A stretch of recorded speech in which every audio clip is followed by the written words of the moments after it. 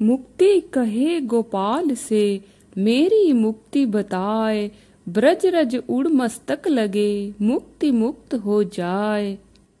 आप सभी प्रेमी भक्तों को हमारी तरफ से जय श्री राधे। आज हम स्वामी विवेकानंद जी के बड़े ही रोचक घटना प्रसंग के साथ हाजिर हुए हैं। जब स्वामी विवेकानंद जी वृंदावन को गए तो राधा कुंड में कैसे एक बानर उनके एकमात्र लंगोट को उठा के ले गया और कैसे श्री राधा जी की कृपा से उन्हें फिर पहनने को वस्त्र मिले, तो चलिए शुरू करते हैं। सन 1778 में स्वामी विवेकानंद कोलकाता से परिव्राजक सन्यासी के रूप में उत्तर भारत के तीर्थों की यात्रा पर निकल पड़े। बनारस और अयोध्या धाम से होते हुए वे अगस्त के प्रथम सप्ताह में श्री धाम वृंदावन पहुँचे। वृंदावन में उन्होंने काला बाबू के कुंज में यमुना पुलिन पर स्थित बलराम बाड़ी में निवास किया था। बलराम बाबू श्री जगन्नाथ जी के निष्ठावान भक्त थे और उनकी बाड़ी में भी राधा कृष्ण की नित्य सेवा पूजा होती थी। वृंदावन के लीला स्थलों के दर्शन कर स्वामी जी श्री राधा माधव के भाव में खो गए। नित्य प्रति लीला स्थलों के दर्शन करते हुए वे दिन रात राधा माधव के भाव में तल्लीन रहते थे। यहाँ तक कि उनको अपने शरीर को संभालना भी कठिन हो गया।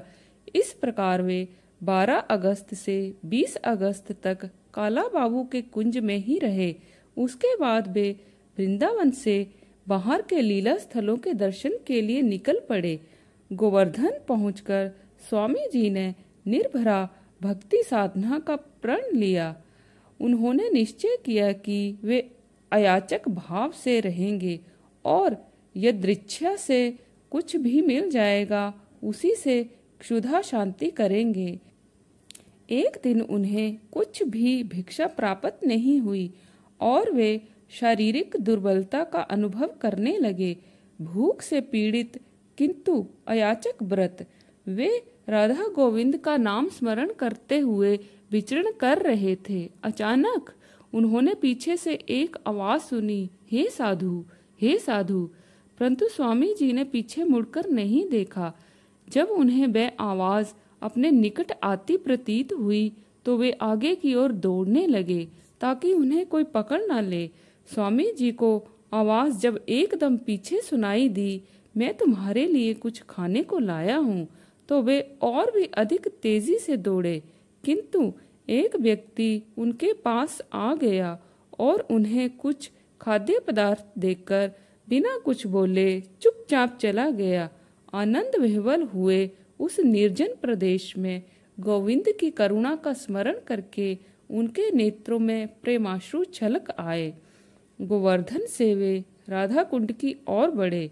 यहाँ एक कौपीन को छोड़कर उनके अंग पर कोई वस्त्र नहीं था, अतः स्नान के पहले उन्होंने उस कौपीन को धोकर सूखने के लिए डाल दिया और स्नान करने कुंड में उतर गए। स्नान के बाद कुंड से बाहर आए तो देखा कि वह कौपीन वहां नहीं है। इधर उधर निगाह डाली तो देखते हैं कि वृक्ष की एक शाखा पर लंगोटी को लिए बंदर बैठा है। प्रयास करने पर भी बंदर से वे अपना कौपीन ना ले सके।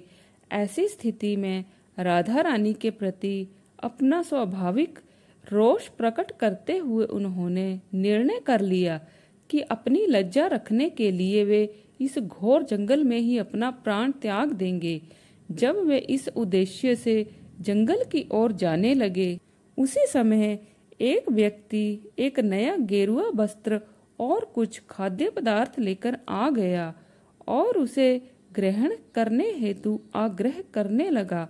स्वामी जी ने श्री राधा जी का उपहार मानकर उस अंग वस्त्र को स्वीकार कर लिया।